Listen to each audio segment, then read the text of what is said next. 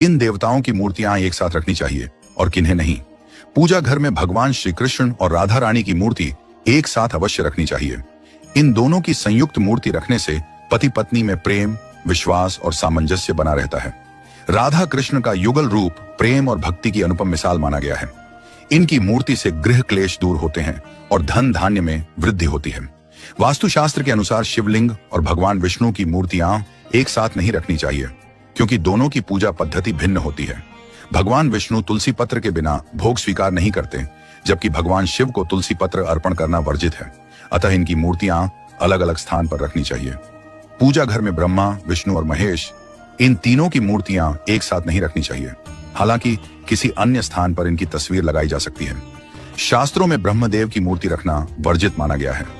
विवाहित दंपति के शयन कक्ष में हनुमान जी की तस्वीर अथवा मूर्ति नहीं रखनी चाहिए। हनुमान जी ब्रह्मचारी हैं, इसलिए उनकी उपस्थिति वहां उपयुक्त नहीं मानी जाती जहां दाम्पत्य जीवन का संचालन होता है।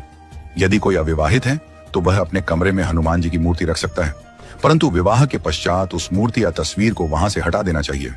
पूजा घर में मृत परिजनों की तस्वीरें कभी नहीं रखनी चाहिए। वे हमारे पूज्य अवश्य हैं, परंतु ईश्वर नहीं। उनकी पूजा केवल पितृपक्ष में श्रद्धा से की जानी चाहिए, न कि प्रतिदिन पूजा स्थल पर। इसी प्रकार साधु संतों की तस्वीरें भी पूजा घर में नहीं लगानी चाहिए। पूजा घर में राहु, केतु, शनिदेव, मां काली आदि की मूर्तियां या तस्वीरें नहीं रखनी चाहिए, क्योंकि ये देवता उग्र प्रकृति के होते हैं। इनकी पूजा विशेष तंत्र साधना द्वारा की जाती है। यदि पूजा विधिवत न हो पाए तो इसके दुष्परिणाम भी हो सकते हैं। इन देवताओं को मन में श्रद्धा और मंत्र जप द्वारा स्मरण किया जा सकता है।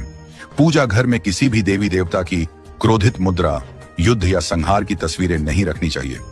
केवल प्रसन्न मुद्रा और आशीर्वाद देती हुई मूर्तियां या तस्वीरें ही शुभ मानी जाती हैं। पूजा घर को नियमित रूप से स्वच्छ और पवित्र बनाए रखना चाहिए। यदि समय की कमी हो तो केवल एक ही आराध्य या कुलदेवता की मूर्ति रखें और उसी की नित्य श्रद्धा से पूजा करें।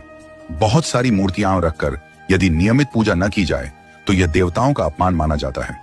पूजा घर केवल आराध्य देव का स्थान होता है, वहां केवल उन्हीं को सर्वोच्च स्थान देना चाहिए। वास्तुशास्त्र के अनुसार पूजा घर का एक निश्चित स्थान और दिशा निर्धारित होती है। पूजा घर सदैव ईशान दिशा में ही बनवाना चाहिए।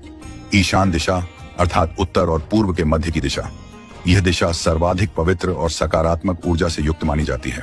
इस दिशा में पूजा घर बनाने से ध्यान, भक्ति और साधना में विशेष लाभ प्राप्त होता है।